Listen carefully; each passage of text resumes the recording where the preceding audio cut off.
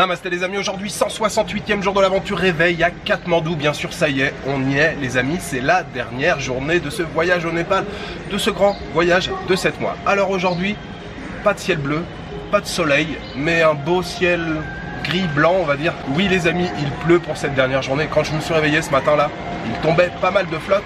Là ça a l'air de se calmer un petit peu.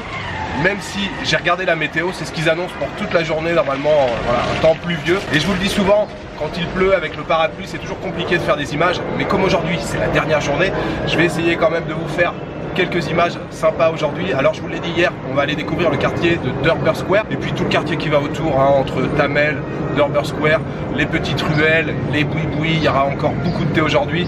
Voilà, c'est parti pour cette dernière journée ici au Népal.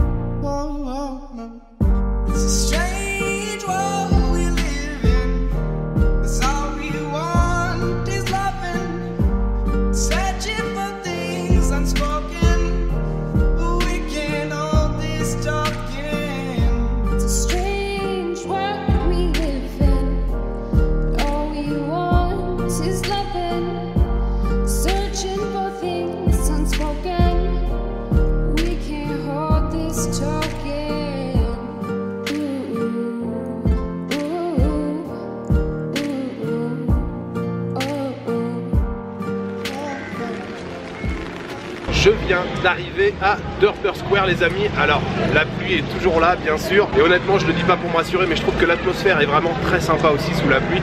Ceux qui font un peu de photos ou de vidéos, vous savez exactement de quoi je parle. On a l'impression que tout est un peu lavé, il y a des reflets, ça brille un peu. Je dis souvent que c'est aussi important de découvrir un pays sous la pluie, notamment les pays d'Asie qui connaissent la mousson. Je trouve que c'est vraiment intéressant de découvrir voilà, comment peuvent vivre les gens pendant une bonne partie de l'année. Alors même si aujourd'hui c'est exceptionnel, on est en hiver, normalement il pleut pas à cette saison-là, mais le Népal a une mousson aussi pendant l'été, ou je pense au Cambodge par exemple. Quand j'ai habité pendant un peu plus d'1 an au Cambodge, la période que j'ai préférée c'était la période de mousson. Il y avait vraiment des couleurs de ouf, parce que déjà les rizières voilà, étaient magnifiques, vraiment vertes, avec un ciel chargé en nuages bien gris, et c'est vraiment la période que je préfère au Cambodge, c'est vraiment la période de mousson. Donc Durbar Square, je viens d'arriver les amis. Durbar Square, je vous l'expliquais, c'est comme un Patan ou Bhaktapur, c'est la grande place centrale avec une grande concentration de temples. Bien sûr, il y en a quelques-uns qui se sont effondrés pendant le séisme de 2015. On va faire un petit tour là sur la place tranquille, même si bien sûr c'est toujours un peu compliqué avec le parapluie, mais c'est pas quelques gouttes de pluie qui vont m'empêcher de vous montrer que Katmandou c'est aussi joli sous la pluie.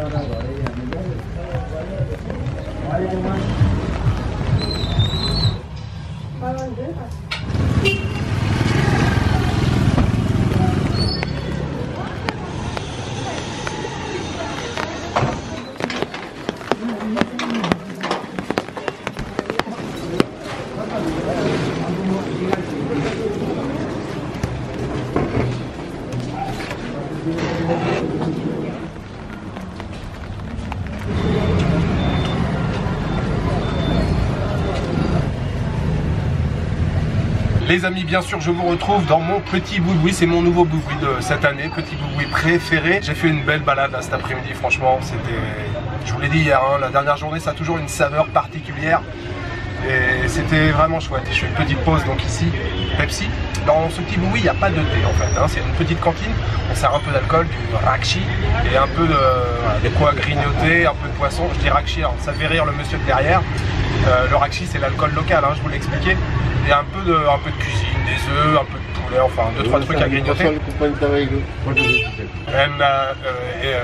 voulez parler en anglais.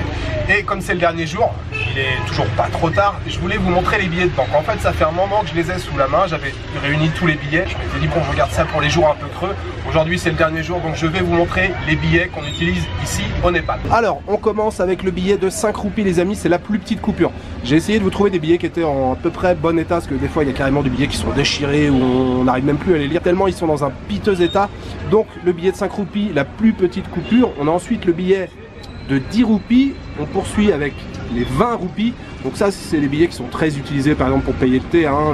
Le Kalochia en général, c'est 10 roupies. À Katmandou, ça peut être un peu plus, parfois 15. On a ensuite donc les 20 roupies.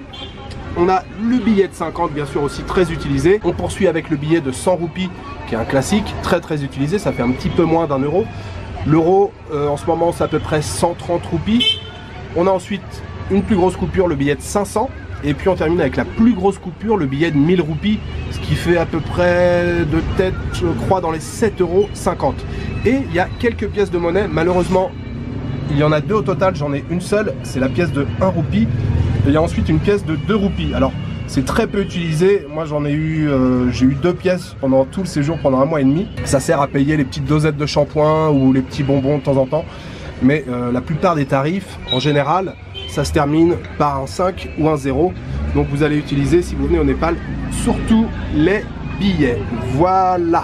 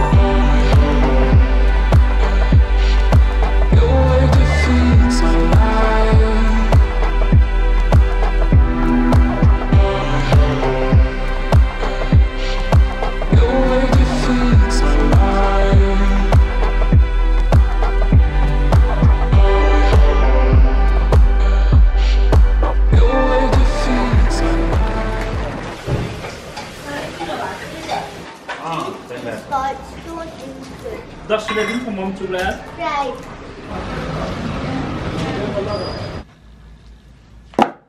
Et bien voilà les amis, journée terminée. J'espère que ça vous a plu cette journée à Katmandou sous la pluie. Moi j'ai passé une excellente dernière journée ici. Voilà, je pense que vous l'avez compris, j'aime beaucoup le Népal. C'est vraiment un pays formidable. Alors je ne vais pas faire de bilan aujourd'hui, je ferai un bilan à mon retour en France. Je ferai aussi une FAQ. Alors si vous avez des questions, vous les posez en commentaire sous la vidéo, mais juste quelques mots pour terminer sur le Népal. Ce pays est toujours aussi fascinant, c'est toujours un plaisir de voyager ici. Je pense que vous l'avez vu à travers toutes les vidéos. C'est parfois compliqué, c'est parfois difficile, le temps, l'état de la route, la poussière, mais encore une fois, et bon je crois que je vous l'ai déjà dit, la gentillesse des Népalais vous fera oublier tout ça, c'est une certitude.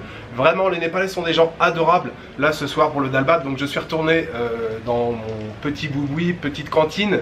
Et donc c'était à peine près, bien, on a fait un feu derrière, là, viens avec nous et tout, on est autour du feu. Voilà, on est avec la famille, il y a la fille qui récite ses leçons. Voilà, ici on fait rapidement partie de la famille avec les Népalais, tellement ils ont le cœur sur la main. Je crois que l'exemple qui le résume le mieux, c'est ici quand on s'appelle, quand on s'interpelle dans la rue, on s'appelle petit frère, petite soeur, grande soeur ou grand frère, ou tonton, tatate. Alors c'est pas le seul pays en Asie, hein, c'est clair, mais je trouve que c'est quand même au Népal que c'est le plus marqué. Et vraiment, les Népalais sont des gens extrêmement chaleureux. Si vous venez en voyage ici au Népal, vous croiserez 10 000 personnes, vous aurez 10 000 sourires. C'est juste extraordinaire. À chaque fois qu'on voyage au Népal, on se fait tout de suite adopter par les Népalais et ça fait très chaud au cœur. Donc voilà, voyage de 7 mois terminé les amis. Alors juste quelques mots pour vous dire que ça a été encore un énorme bonheur cette année de partager toute cette aventure avec vous. Alors je repense bien sûr à l'Inde avec Lolo et Manu, ça a été vraiment génial. On s'est tout de suite bien entendu, on a vraiment bien rigolé là pendant ces 2 semaines. Le mois au Vietnam, ça a été extraordinaire de redécouvrir ce pays. Plus j'y vais, plus j'aime le Vietnam. C'est vraiment un pays fantastique. Et puis les 2 semaines au Cambodge, là c'était avec mes parents. Je vous ai pas fait beaucoup d'images,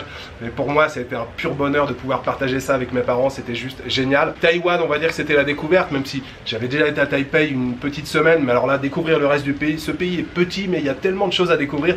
Et j'ai trouvé les Taïwanais mais tellement cool. C'était génial. Et puis ensuite la Chine avec Hong Kong, Shanghai, Tsingtao et Pékin, pareil, ça a été que du bonheur de redécouvrir ces villes. Shanghai, voilà, il y a encore plein de quartiers à découvrir, un peu des quartiers anciens, des quartiers modernes.